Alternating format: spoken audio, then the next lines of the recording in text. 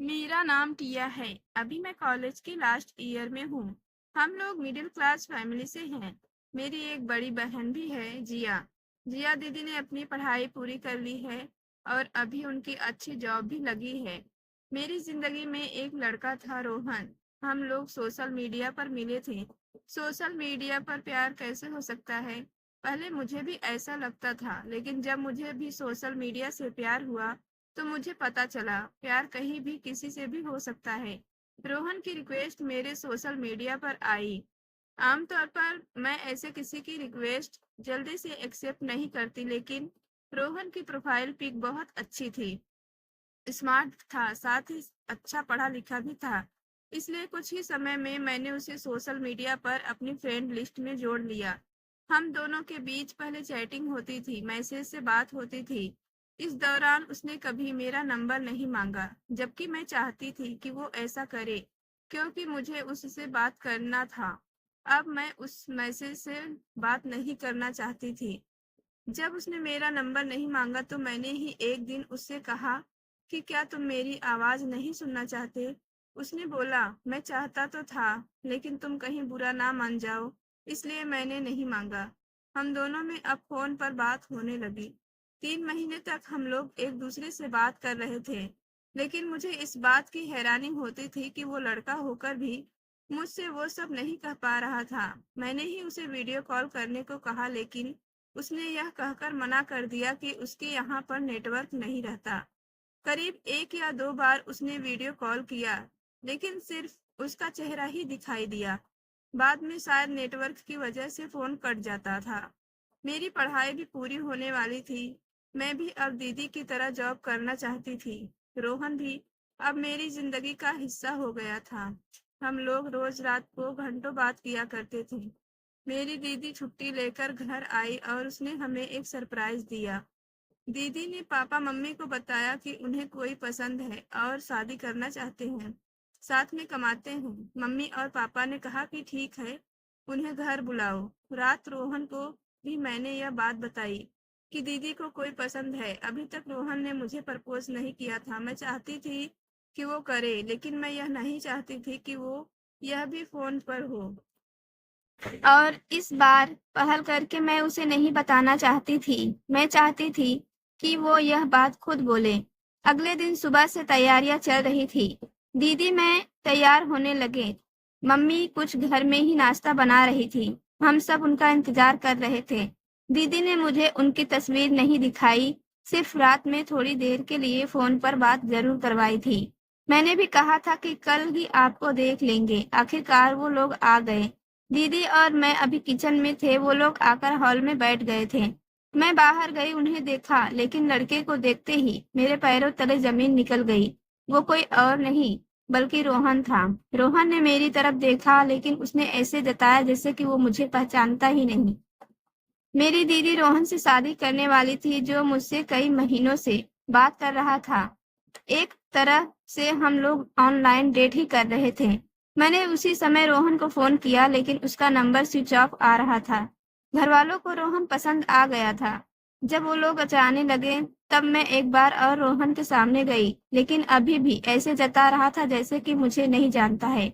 दीदी बहुत खुश थी कि घर वालों को रोहन पसंद आ गया, लेकिन मैं सोच रही थी कि क्या दीदी को इस बारे में बताऊं या नहीं। मैंने रात को फिर फोन किया, लेकिन फोन फिर से स्विच ऑफ आ रहा था।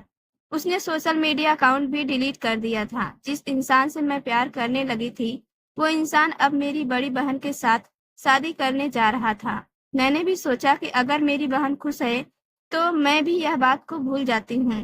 और ऐसा अभी हमारे बीच कुछ नहीं हुआ था। हम मिले भी नहीं थे। उस रात मैंने भी अपना सोशल मीडिया अकाउंट डिलीट कर दिया। रात में उसी के बारे में सोच रही थी। जब भी मैं उसके बारे में सोचती, मेरी दीदी का चेहरा मेरी आंखों के आगे आ जाता था। घर वाले दीदी की शादी की तारीख निकलवा रहे थे। घर में शादी का माहौल बनने लगा था। मेरी दीदी को मेरी खामोशी समझ आ गई थी। एक दिन उन्होंने मुझसे पूछ ही लिया कि क्या हुआ तुझे? रोहन पसंद नहीं है क्या? मैंने पूछा, क्यों, ऐसा क्यों पूछ रही हो? वो बोली कि उसको मिलने के पहले तू बहुत बोलती थी कि ऐसा करूंगी वैसा करूंगी, लेकिन जब से वो घर आया हे, तूने कुछ कहा ही नहीं। क्या बात है? मैंने सोचा कि एक बार दीदी को सच बताना ही होगा। आखिर उसकी भी जिंदगी का सवाल है। कहीं वो गलत इंसान के साथ ना फंस जाए। मैंने मेरी दीदी को कहा कि आप रोहन को अच्छे से जानती हैं ना?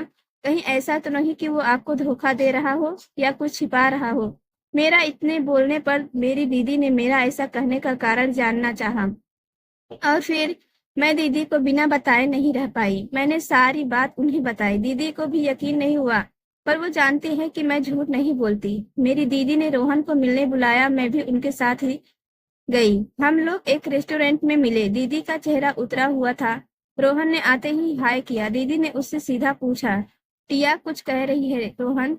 अभी भी ऐसे दिखा रहा था जैसे मुझे पहचानता ही नहीं।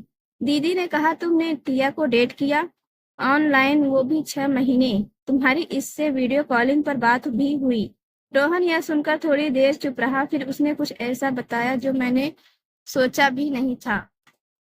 रोहन ने कहा, टिया को डेट उसने नहीं बल्कि उनके कुक ने किया था। उसके यहाँ एक लड़का आता था, उनका कुक राजू, जो उनके और उनके रूममेट के लिए खाना बनाता था। उस लड़के ने रोहन के नाम से और तस्वीर के साथ सोशल मीडिया पर आईडी बना ली थी। रोहन ने कहा कि इस बात का मुझे भी पता नहीं था। लड़का अच्छा था, लेकिन मैं जब तुम्हें देखने तुम्हारे घर आने वाला था तब मैंने अपने दोस्तों को तुम्हारी प्रोफाइल दिखाई थी।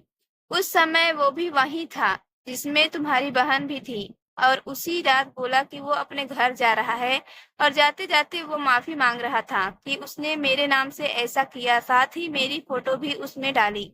मैं पहले गुस्सा हुआ, लेकिन फिर वो बोला कि उसने अकाउंट डिलीट कर दिया है। मैंने पूछा कि उसने कुछ फ्रॉड तो नहीं किया। वो बोला नहीं, पर उसने कहा कि मैं आपको एक बात बताना चाहता हूँ कि मुझे किसी से प्यार हो गया था। अब वो इस झूठ को आगे नहीं बढ़ाना चाहता था, इसलिए वो जा रहा है।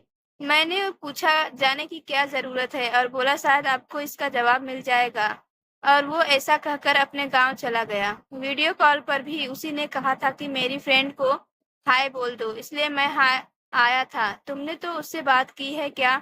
वो आवाज मेरी थी। उनका कहना सही था, वो आवाज उनकी नहीं थी। मेरी दीदी ने मुझे वही गले लगाया और कहा कि कोई बात नहीं, इस तरह की कई बातें जीवन में होती हैं। हमें आगे बढ़ना होता है। भले ही उसने मुझसे झूठी पहचान के साथ बात की थी, लेकिन उसकी बातें सच्ची थी। लेकिन एक सवाल यह भी है कि सच जानती कि वो एक कुक है तो क्या उससे बातें करती? इस बात पर मैं कुछ नहीं कह सकती। उसके मन में शायद यही सवाल आया होगा, इसलिए इसलिए इस तरह से वो चला गया। इन सब से मैं बहुत कुछ सीखी। एक नया तजुर्बा मेरे साथ जुड़ा। कई सारे सवाल मेरे सामने खड़े हुए। इन्हीं सब बातों का जोड़ ही तो जिंदगी है। पर अब मैं अपनी बहन के लिए खुश थी कि रोहन उसकी जिंदगी में था। दोस्तों, कहानी पसंद आई हो तो लाइक करिएगा। चैनल पर नए हो तो सब्सक्राइब करके बेल आइकन को प्रेस कर दीजिएगा। कहानी सुनने